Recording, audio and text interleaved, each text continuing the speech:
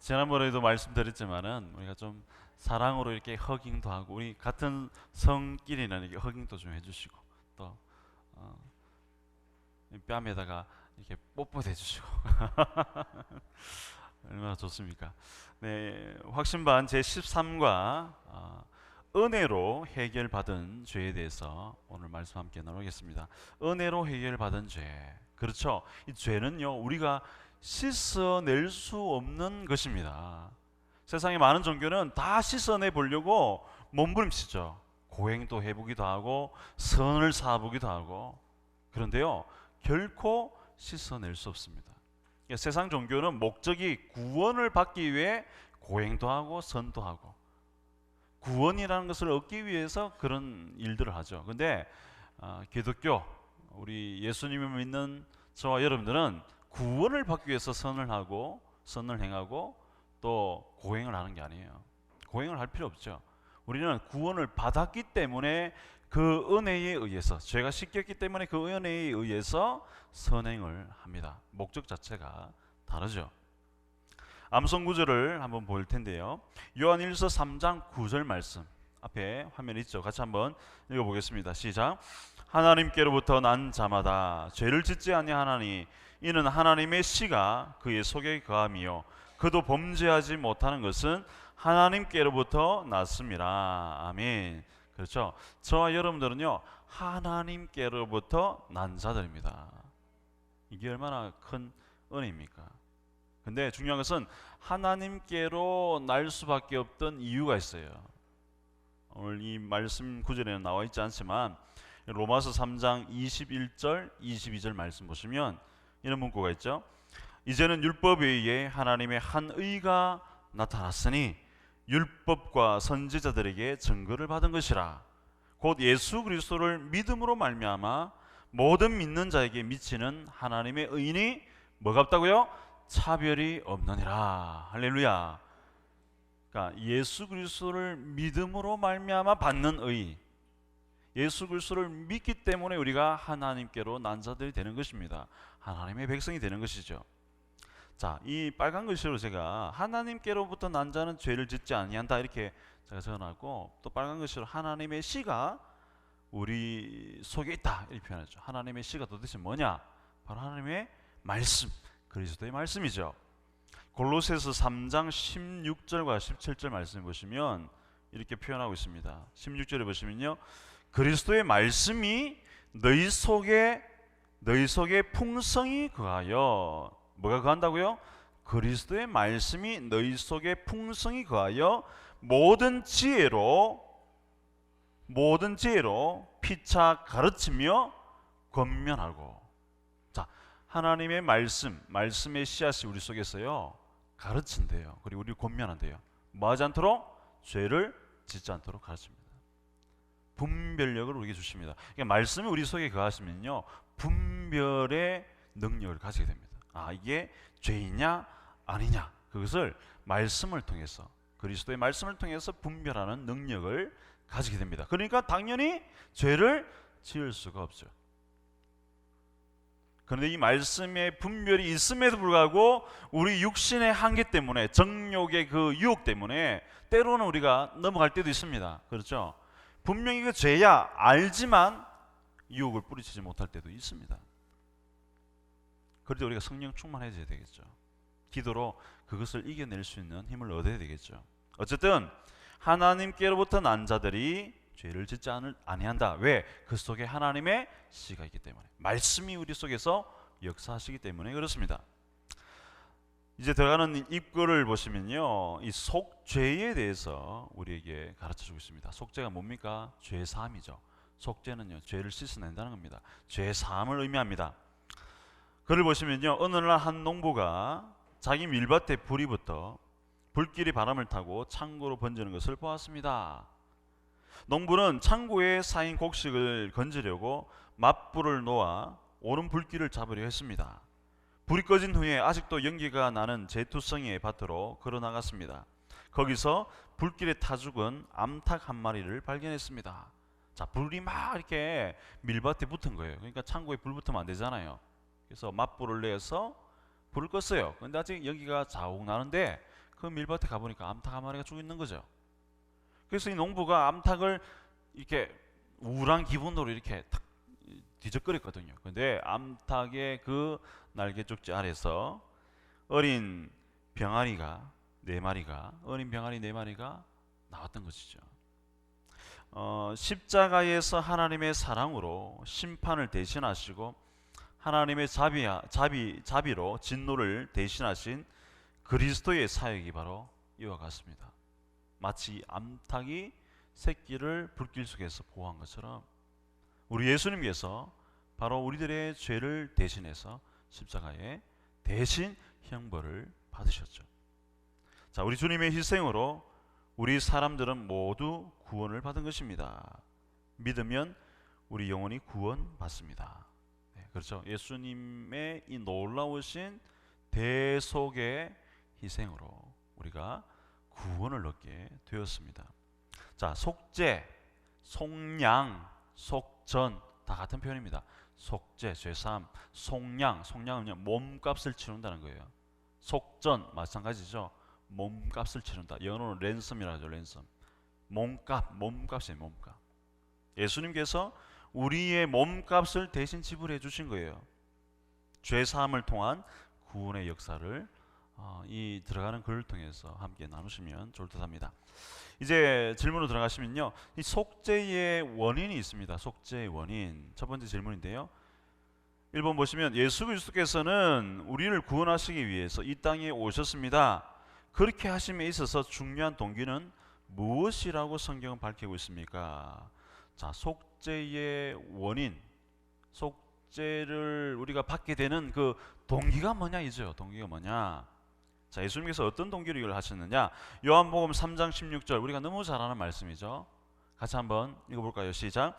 하나님이 세상을 이처럼 사랑하사 독생자를 주셨으니 이는 저를 믿는 자마다 멸망치 않고 영생을 얻게 하려 하심이라. 아멘. 자, 동기가 뭐냐면 세상을 얼마만큼요? 이처럼 사랑하사. 얼마만큼 사랑했냐면 이처럼 사랑했어요. 그 이처럼이 뭐예요? 독생자를 내어줄 만큼, 하나님의 외아들 독생자 예수 그리스도를 우리에게 주실 만큼, 세상 어떤 것과도 바꿀 수 없는 그 독생자를 우리에게 주실 만큼 우리를 사랑하셨다는 겁니다. 동기가 뭐예요? 사랑입니다. 우리를 사랑하셨다는 게 동기죠.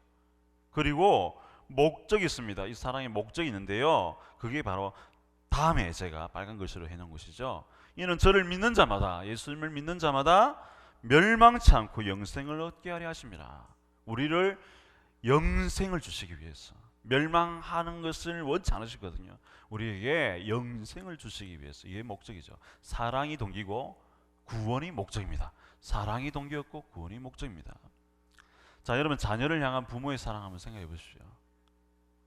가장 적절한 예가 아닌가 싶습니다. 다른 이유가 없습니다. 아들을 위해서라면요, 자녀를 위해서라면요, 딸을 위해서라면요, 불길도 마다하지 않고 뛰어들어가는 것이 부모의 사랑 아닙니까? 거기에는 다른 이유가 없습니다. 내 자녀이기 때문에, 내 아들이기 때문에, 내 딸이기 때문에 값없이 희생을 치르는 것이죠. 오늘 우리 하나님 아버지의 마음이 그런 마음이었습니다.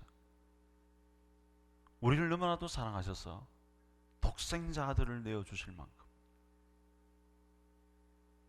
그 삼위의 관계를 잠시 포기할 만큼, 단절을 감수할 만큼 우리를 사랑해 주셨습니다.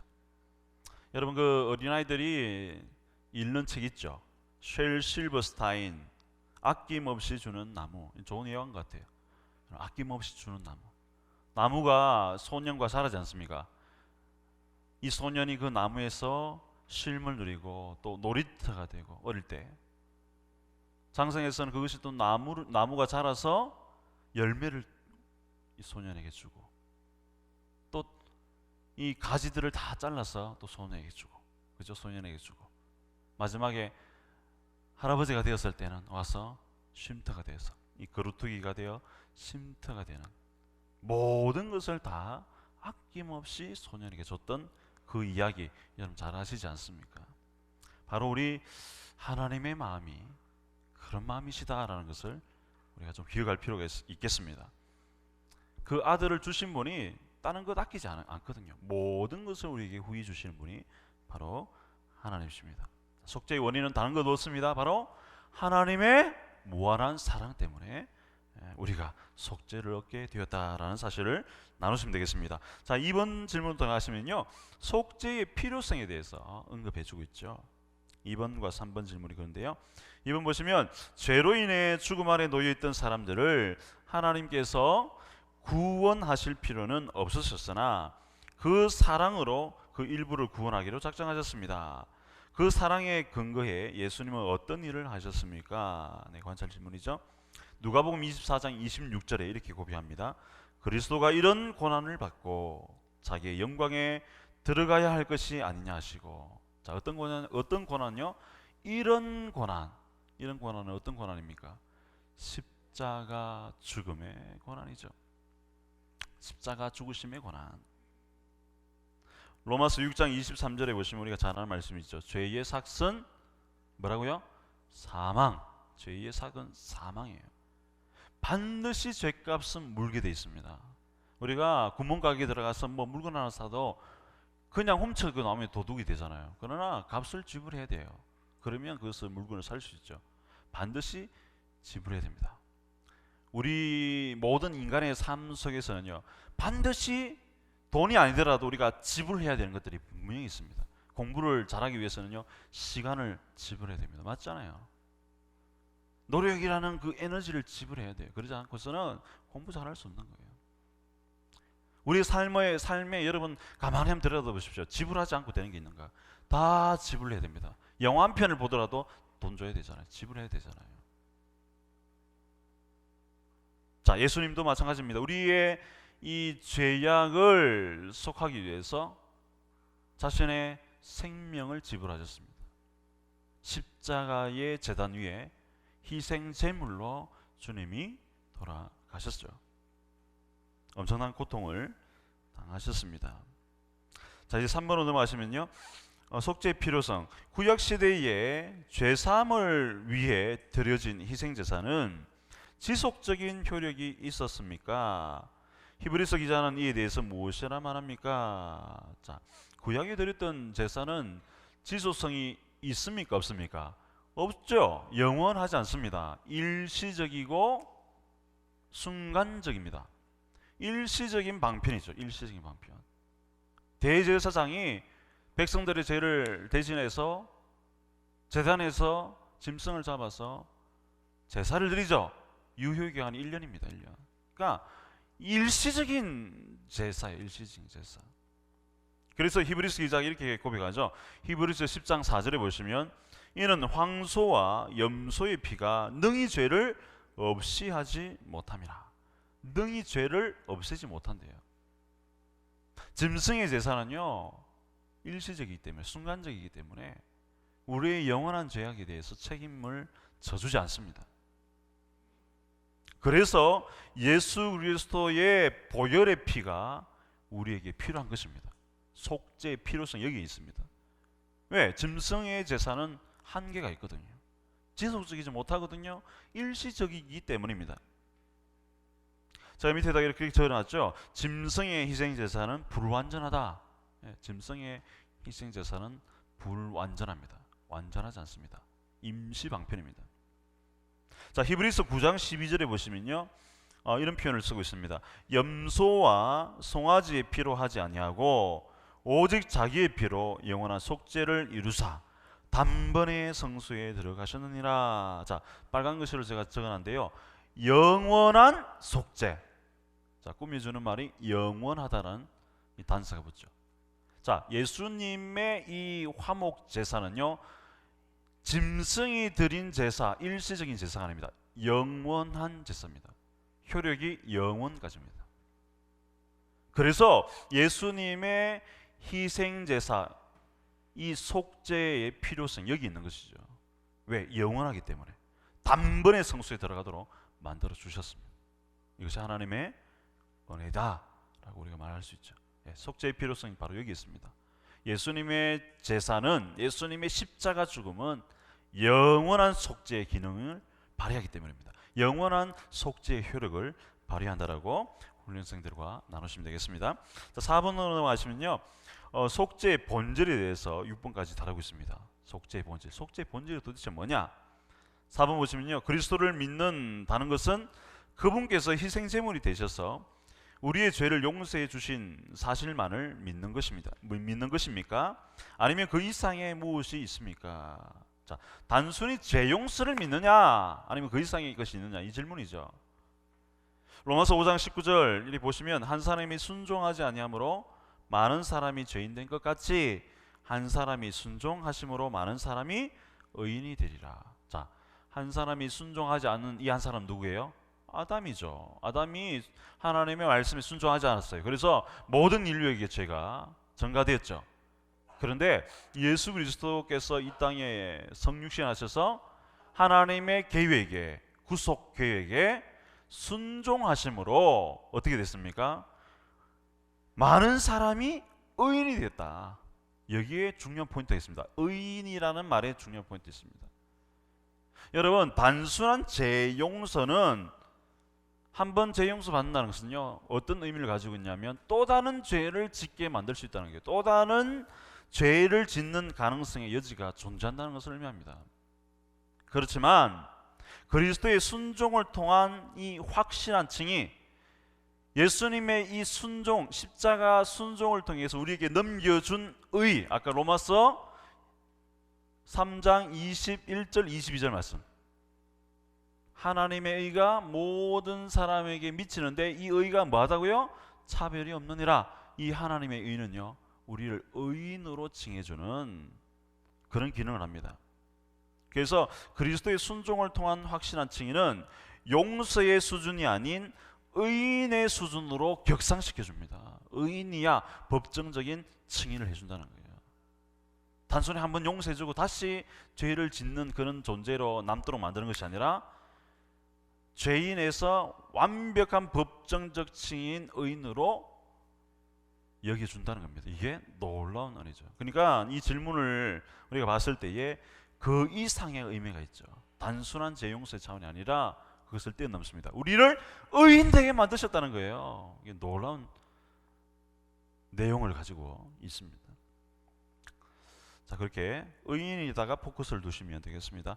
자, 5번 질문 들어가시면요, 예수님의 고난 가운데에 가장 극심한 고난은 바로 십자가에 달리시는 것이었습니다. 예수님 그 극심한 고난을 어떻게 극복하셨는가? 어떻게 극복하셨습니까? 여러분, 예수님이 어떻게 극복하셨을 것 같아요? 한번 뭐 참아보자, 끝까지 참아보자, 그렇게 극복하셨을까요? 까짓 어차피 달리는 거 한번 끝까지 참아보자, 인간적인 의지로 고난을 이겨냈습니까? 아닙니다. 말씀을 보시면요, 베드로전서 2장 24절에 친히 나무에 달려 그 몸으로 우리 죄를 담당하셨으니 이는 우리로 죄에 대하여 죽고 의에 대하여 살게 하려 하심이라. 그가 채찍에 맞음으로 너희는 나음을 얻었나니. 자, 예수님께서 이 고난을 감내하신 그 원동력이 어디 있습니까? 바로 여기 있습니다.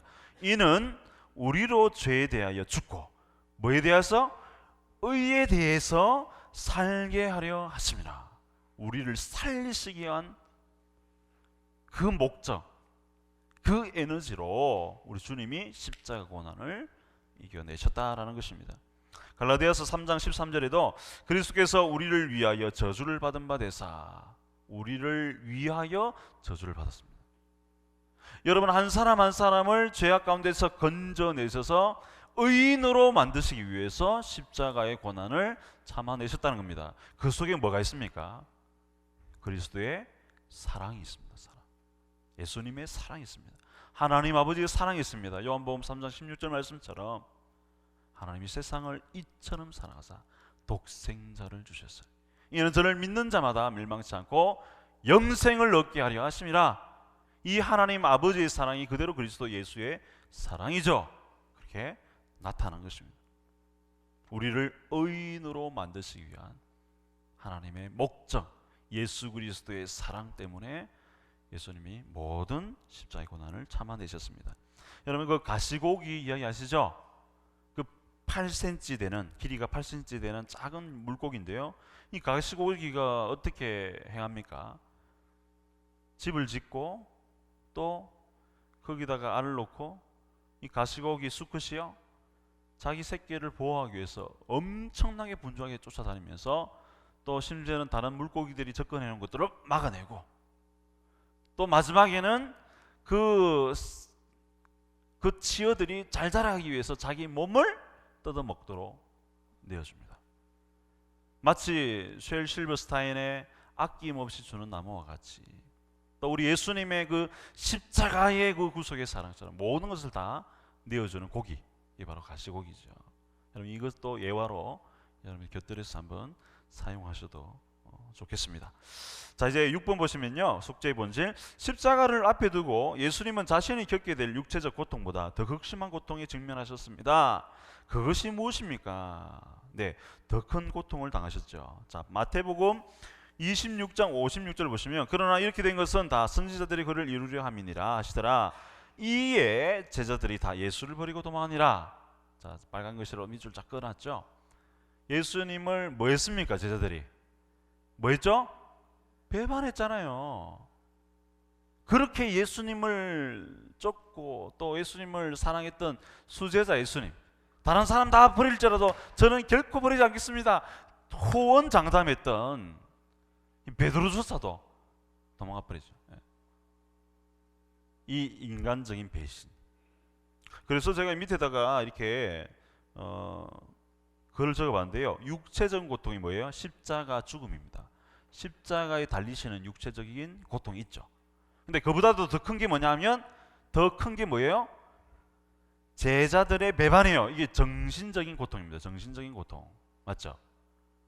근데 이보다 더 큰 게 있어요. 그게 마태복음 27장 46절이에요. 제9시쯤에 예수께서 크게 소리 질러 이르시되 엘리 엘리 라마 사박다니 하시니, 이는 곧 나의 하나님 나의 하나님 어찌하여 나를 버리셨나이까 하는 뜻이라. 뭐예요?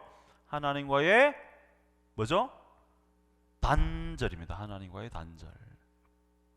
영적 고통이죠.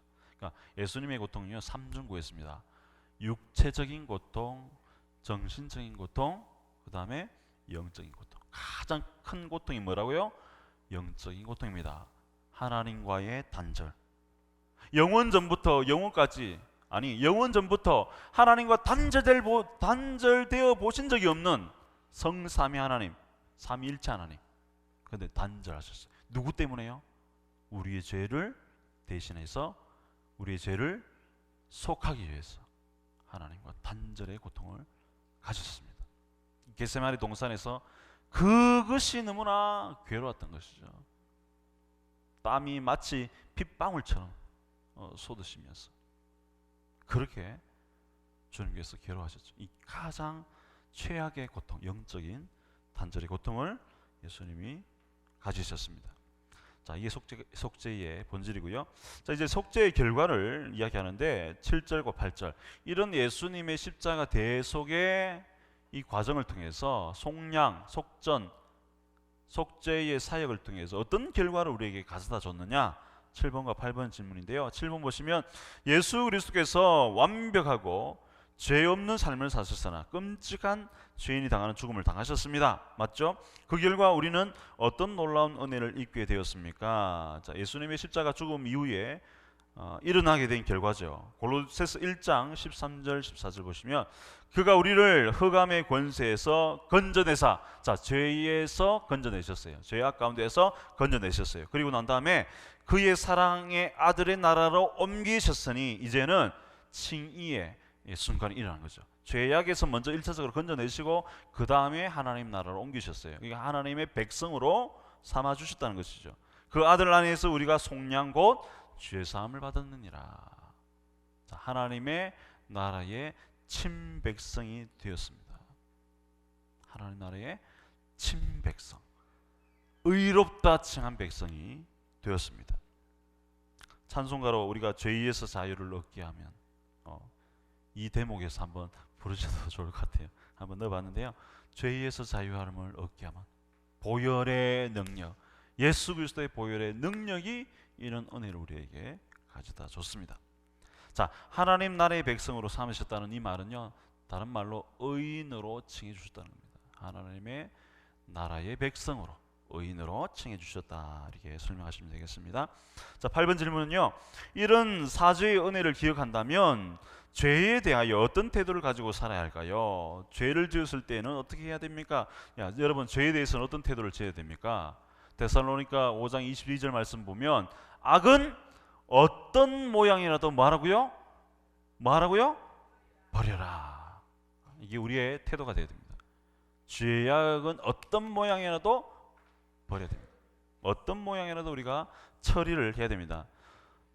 좀 전에 제가 맨 서두에서 말씀드렸듯이 골로새서 3장 16절을 기억하셔야 됩니다.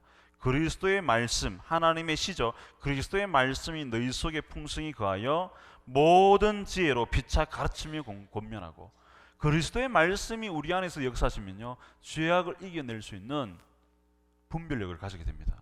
여기에다가 기도로 우리에게 하나님 앞에 도움을 구할 때 하나님께서 죄를 이기게 만드는 능력을 우리에게 주시죠.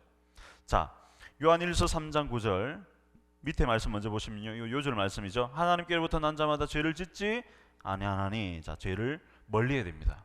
우리 하나님의 백성이거든요. 그래서 의도적으로 여러분 그렇게 자꾸 자기에게 이야기를 해야 됩니다. 그래, 나는 죄악에서 건짐을 받고 하나님 나라의 백성이 된 의인이야, 이렇게 자꾸 자기에게 이야기하십시오. 근데 중요한 것은요, 우리가 법정적인 칭의를 받았지만 사실 우리 속에 여전히 죄가 작용하죠. 죄인입니다, 사실은. 그렇지만 하나님의 그 법정적인 칭의를 더 크게 생각하시라는 거예요. 그러면요, 다시 한번 리마인드가 되기 때문에 죄악에 대해서 그 모양을 버리려고 하는 자세가 나오게 됩니다. 그런 태도를 취해야 되죠. 그런데 목사님, 그래도 죄를 지었어요 라고 하는 사람들이 있다는 거예요. 그래도 죄를 지었어요. 그럴 때는 어떻게 하느냐? 그 말씀이 요한일서 1장 9절입니다. 같이 한번 읽어볼까요? 시작. 만일 우리가 우리 죄를 자백하면 그는 미쁘시고 의로우사 우리 죄를 사하시며 우리를 모든 불의에서 깨끗하게 하실 것이요. 자, 히든 카드로 요걸 딱 내는 거예요. 죄를 저면은 짓지 않도록 노력해야 되지만 우리는 의인입니다. 의롭게 살아야 됩니다. 죄악과 피 흘리기까지 싸우십시오, 이야기하죠. 그래도 넘어지는 분들한테는 히든 카드를 딱 내미는 거예요. 그래서 뭐라고 표현합니까? 만일 우리가 우리 죄를 자백하면 하나님께서 깨끗하게 하십니다. 걱정하지 마십시오. 우리의 몸은 하나님께서 다 씻어주셨어요. 예수님을 믿는 순간 우리 몸이 다 씻어졌어요. 우리 발은 여전히 우리가 씻어야 됩니다. 발 씻는 예화도 쓰셔도 좋을 것 같습니다. 자, 죄 지으면 즉시 회개하면 됩니다. 자, 데살로니가 5장 22절 말씀, 그리고 요한일서 1장 9절 말씀, 이렇게 순서적으로 이야기하셔도 될 것 같습니다. 자, 이제 마지막 예화 글인데요, 죄인들을 환영합니다. 자, 우리 신일권 목사님 예전에 미국에서 목회하실 때 있었던 일을 적었는데요, 제가 각색해서 적어봤습니다. 미국 콜로라도주에 위치한 크리스천 헤리티지 센터 교회의 대형 광고 문구는 바로 Sinners are welcome이다. 즉 죄인들을 환영합니다라는 글귀이다. 교회는 죄인들을 환영하는 곳이어야 한다. 교회는 죄인들을 불러 거룩하게 하는 곳이기도 하다. 자, 이게 중요하죠. 교회는요, 죄인들을 불러서 거룩하게 만드는 곳입니다. 이 거룩하게 만드는 그 능력이 어디 있습니까? 하나님의 시, 바로 예수 그리스도의 말씀이 그 속에 들어가면 거룩해지는 거예요. 그때부터. 오라 오라 방황치 말고 오라, 죄 있는 자들아 이리 오라, 주 예수 앞에 오라라는 찬양이 생각납니다. 교회는 세상에서 지치고 힘들고 상처 입은 자들을 불러 영혼을 살리고 키우고 고치는 곳입니다. 여러분, 고린도전서 6장 19절에 중요한 말씀이 있죠. 하나님의 성전, 누구라고요? 우리가 하나님의 성전입니다. 하나님의 성전, 우리 속에 성령이 내주하시죠. 우리가 동행하십니다. 예수 그리스도의 말씀이 우리 속에 있습니다. 우리가 성전입니다. 우리가 거룩한 장소입니다. 그래서 우리의 몸이 성전이라는 사실을 이야기하시고, 이는 거룩한 예수 그리스도를 믿음으로 거룩해진 우리가 바로 생명사역자로 이 좋은 굿뉴스 복음을 많은 사람들에게 전가하는 사역자로 세워져야 된다라고 여러분들이 결론을 지으시면 되겠습니다. 네, 우리 잠시 한번 기도하고 마치겠습니다.